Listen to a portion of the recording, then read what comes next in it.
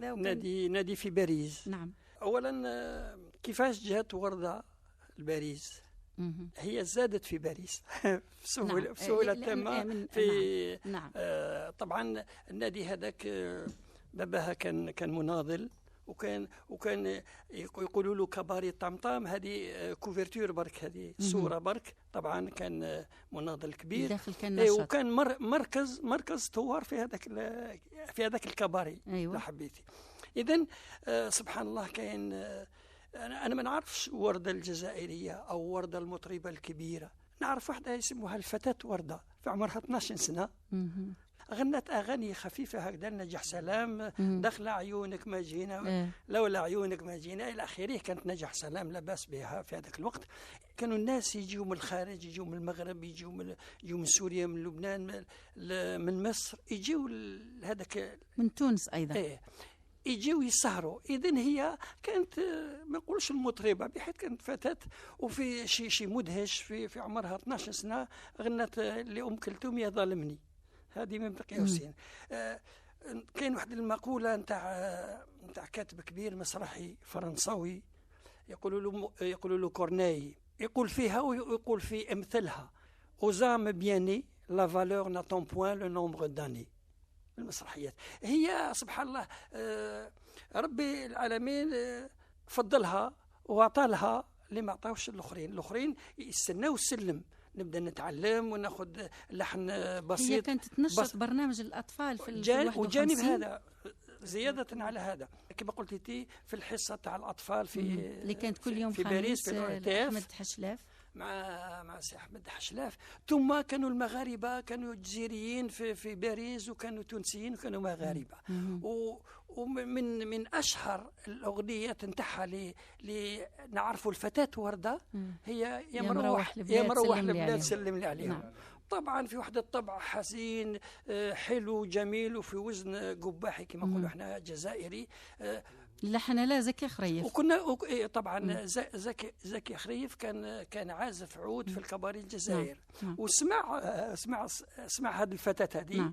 تأثر بها وعمل لها الأغنية. كان هناك التونسي صادق ثورية، وكان جاموسي.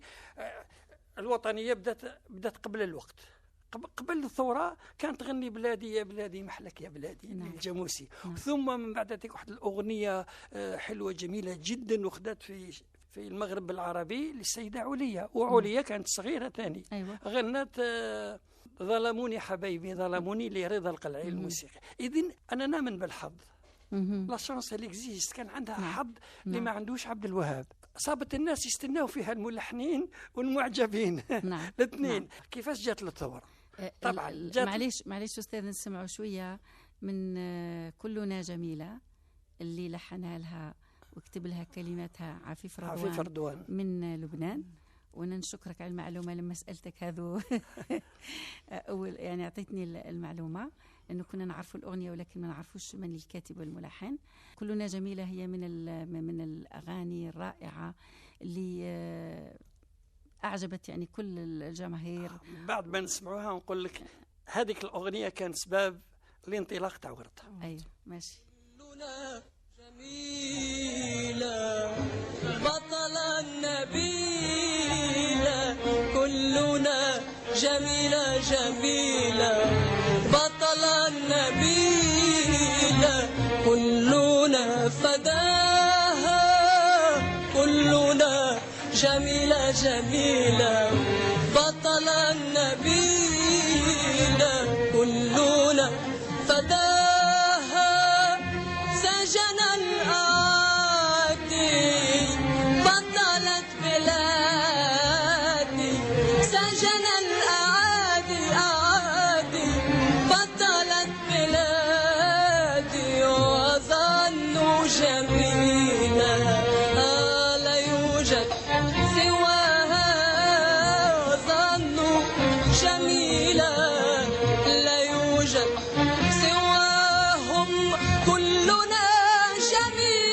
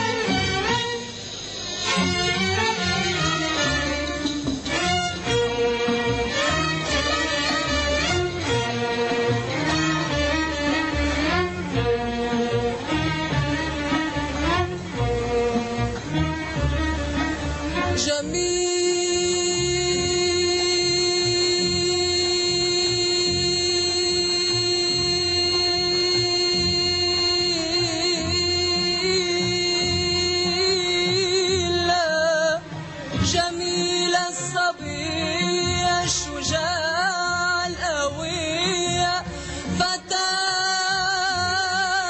فتاة الجزائر